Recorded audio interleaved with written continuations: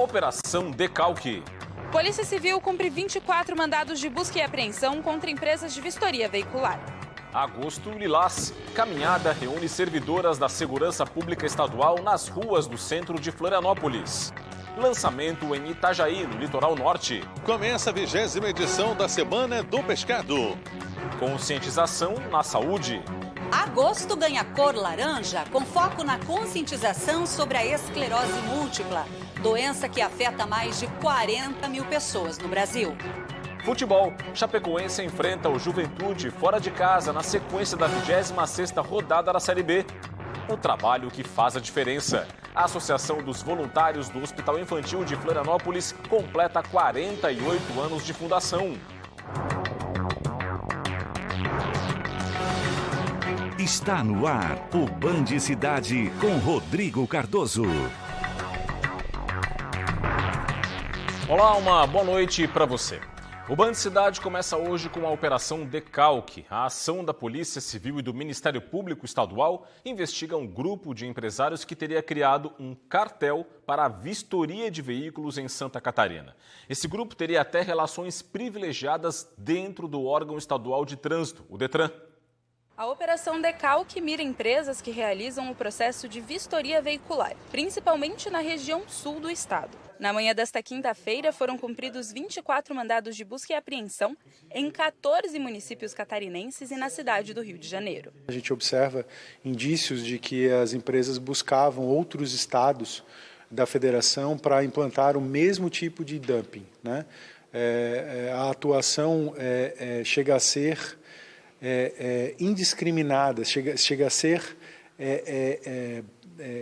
veemente na forma de atingir o consumidor, né? Eles não estão preocupados com quem está lá, né, a duras penas pagando, né, as suas taxas para poder dispor do seu veículo, não raras vezes para trabalho.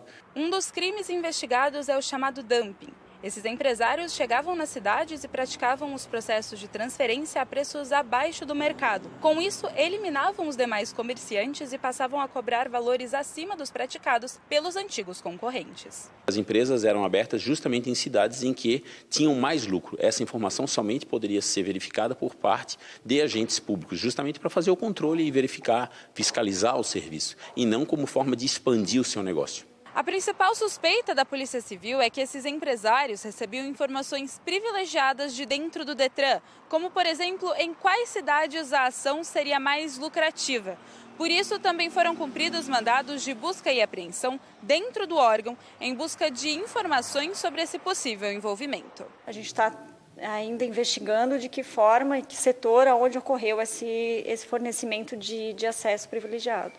A ideia é materializar, né, com maior robustez o que a gente já tem de informação e talvez ampliar até para esse outro grupo que estava se expandindo para outro estado e verificar essas vistorias e efetivamente os veículos, se existia alguma irregularidade. Em outra operação da Polícia Civil, desta vez no sul do estado, a polícia desarticulou uma organização criminosa especializada em lavagem de dinheiro, que movimentou mais de R$500 bilhão do tráfico de drogas. Os detalhes com o repórter Alex Barros. Olá, Rodrigo. Então, na manhã desta quinta-feira, aqui no sul do estado, houve esta operação, onde correspondeu a 25 cumprimentos de mandados de busca e apreensão. Além disso, houve o bloqueio também de contas bancárias. Até o presente momento, 8 pessoas foram presas temporariamente. Segundo a Polícia Civil, tal grupo tinha uma atuação há mais de 4 anos aqui na região. Eles utilizavam, então, empresas e laranjas para incluir um capital financeiro arrecadado de forma ilícita em operações em âmbito nacional. Por sua vez, a gente lembra que tal operação teve início lá no ano de 2020, quando a Polícia Civil fez assim a maior apreensão de drogas já registrada aqui na região, que equivale aí a 3 toneladas de maconha. Essa ação aconteceu de forma simultânea em diversos municípios aqui do sul do estado, como Criciúma, Forquilinha e Tubarão. E tal operação também aconteceu no Rio Grande do Sul, em 3 municípios. A ação se tem assim continuidade às investigações e apurar mais detalhes desta ação. Alex Barros, de Tubarão, para o Band Cidade. A Polícia Militar fez 2 apreensões de drogas nas últimas horas. Mais de 300 quilos de maconha foram apreendidos no Oeste. Em São José, teve a apreensão de drogas sintéticas. No bairro Potecas, em São José, policiais militares apreenderam 10 quilos de MDMA, 823 comprimidos de êxtase, além de maconha, crack, 3 carregadores de pistola, 12 balanças de precisão e dinheiro. A apreensão ocorreu após denúncia de que um carro e uma moto estariam sendo usados para negociação e transporte de entorpecentes na Grande Florianópolis. 2 pessoas foram presas em flagrante por tráfico e porte ilegal de munições. Policiais militares rodoviários e civis apreenderam 307 quilos de maconha em Bom Jesus, no oeste do estado. A apreensão ocorreu na SC 480. Os policiais abordaram um carro com placas de Erval do Oeste com 2 ocupantes. O veículo tentou escapar em alta velocidade, mas foi abordado. A droga estava no porta-malas e no banco traseiro do veículo. O motorista de 23 anos de idade e a passageira de 20 foram presos em flagrante e levados para a delegacia de polícia de Xanxerê. E 2 pessoas morreram em um acidente na madrugada desta quinta-feira na BR-101, em Balneário Camboriú, litoral norte do estado. De acordo com a Polícia Rodoviária Federal, por volta de 4h30 da madrugada, um carro em alta velocidade saiu da pista no quilômetro 135, sentido sul, e foi parar em uma área do canteiro de obras. O impacto da batida destruiu a parte dianteira do veículo. O motorista, que estava sem documentos, e o passageiro, de 33 anos de idade, morreram no local.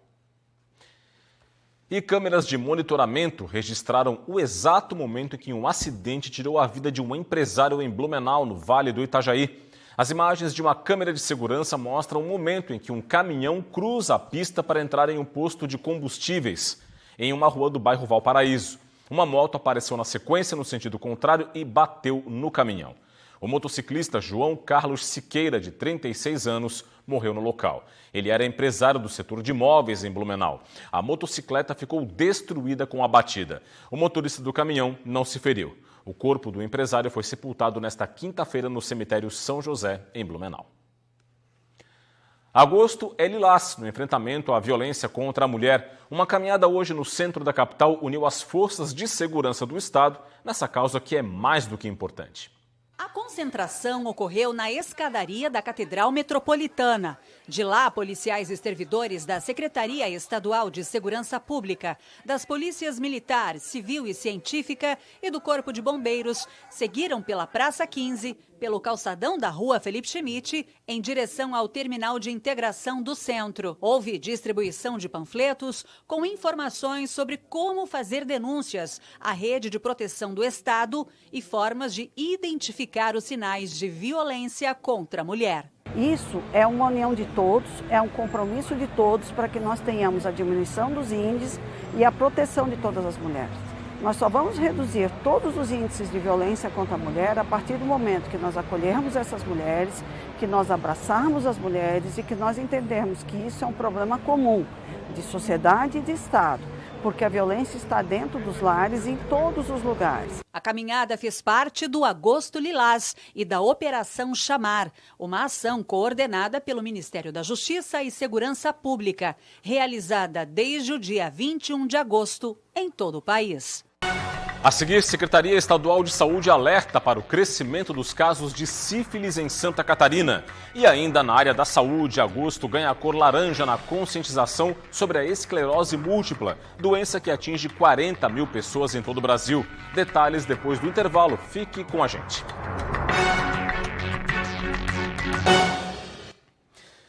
Estamos de volta para falar de saúde no Band Cidade. Agosto ganhou a cor laranja na conscientização sobre a esclerose múltipla. É uma doença que acomete cerca de 40 mil pessoas em todo o Brasil.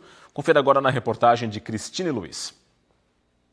Uma doença inflamatória, crônica e autoimune, que atinge especialmente o sistema nervoso central. É a esclerose múltipla.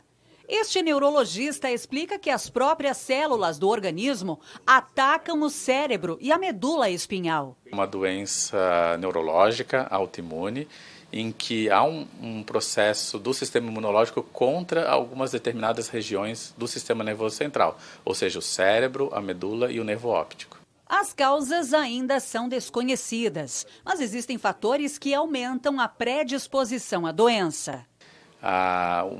Dos fatores que podem predispor à esclerose múltipla, obesidade na adolescência, a baixa vitamina D, então tem a ver com a exposição solar. O paciente típico da esclerose múltipla são mulheres, na faixa em torno de 20 a 40 anos, mas claro que pode acontecer também em homens, e nas faixas etárias ou mais velha ou mais precoce também, apesar de não ser o habitual. A variedade de sintomas faz com que parte dos pacientes demore a buscar ajuda. Foi o caso da Michele. Descobriu a esclerose múltipla há 8 anos e levou bastante tempo para identificar os sinais da doença. A gente se sente assim perdida porque não temos, com quem conversar, é uma doença rara. Antes, para mim, falar de esclerose múltipla me engasgava bastante. Era uma coisa ainda sofrida. E eu percebi que quanto mais eu lido com isso, quanto mais eu estou no meio disso, quanto mais eu estou com as pessoas e falo, isso vai ficando cada vez mais leve para mim. Estima-se que 40 mil brasileiros convivam com a doença. Agosto é o mês dedicado à conscientização sobre a esclerose múltipla. A doença não tem uma causa específica, por isso identificar os sintomas às vezes é um desafio.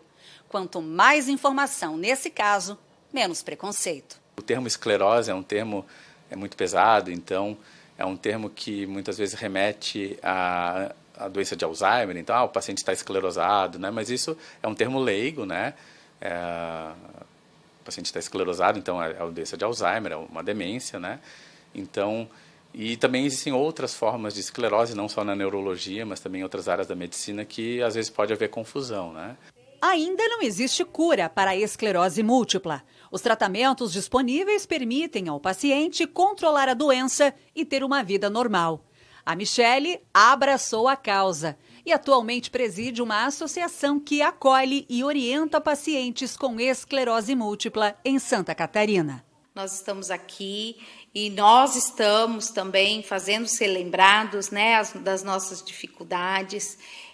Sinta-se sempre acolhido aqui pela associação, a gente está aqui pertinho do HU, então temos vários pacientes aqui que a gente tem grupos de conversas que podem estar ajudando e você vai trocando experiência com esses pacientes, que eu acho que isso é o que é muito importante aqui.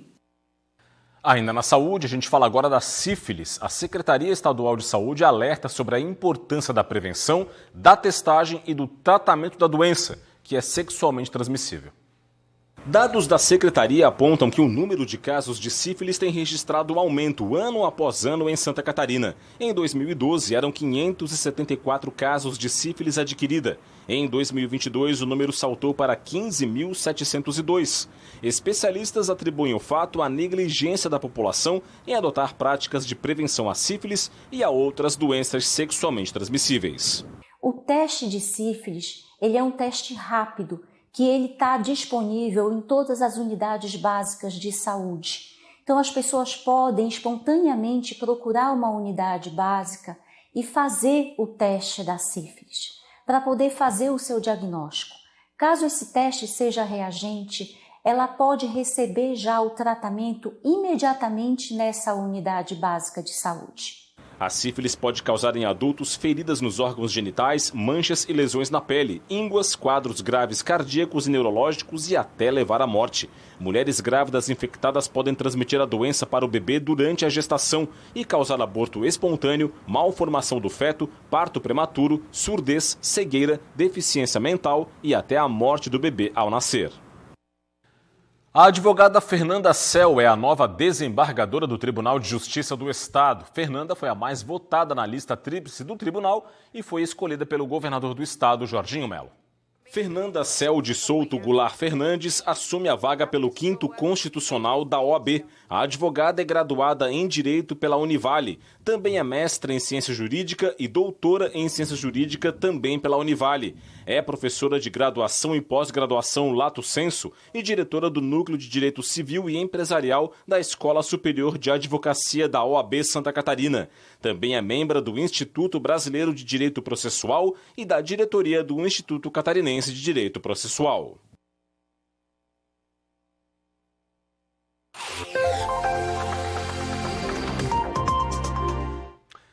Áreas de baixa pressão próximas do oeste do estado deixam o tempo instável nessa região de Santa Catarina nesta sexta-feira.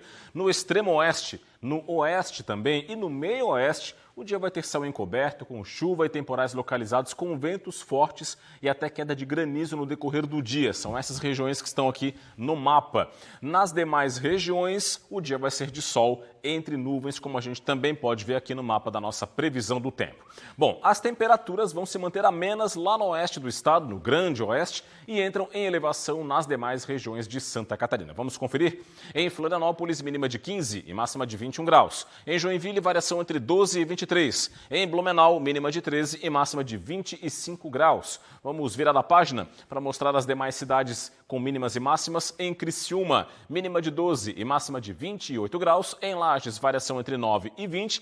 E em Chapecó, chance então de chuva, até com temporais localizados, queda de granizo, ventos fortes, mínima de 13 e máxima de 25 graus. A seguir, as informações do esporte, com destaque para a Chapecoense, que entra em campo logo mais pela Série B.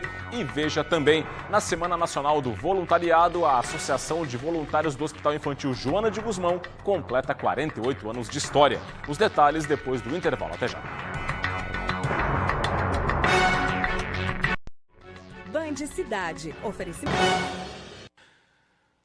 Nós estamos de volta com o Band Cidade e o assunto agora é o Censo 2022 do IBGE. O Instituto Brasileiro de Geografia e Estatística divulgou hoje a relação das populações dos municípios do país.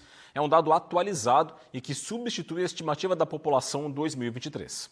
De acordo com a relação, Santa Catarina possui 7.610.361 habitantes. O número é ligeiramente maior do que os 7.609.601 habitantes divulgados anteriormente pelo IBGE. Entre as cidades, Joinville é a mais populosa, com 616.317 habitantes, seguida pela capital, Florianópolis, com 537.211. Depois, pela ordem, vem as cidades de Blumenau, São José e Itajaí. A cidade com a menor população em Santa Catarina é Santiago do Sul, com 1.651 habitantes. A relação do IBGE também atualizou os limites territoriais entre as cidades brasileiras e obedece a uma exigência da legislação.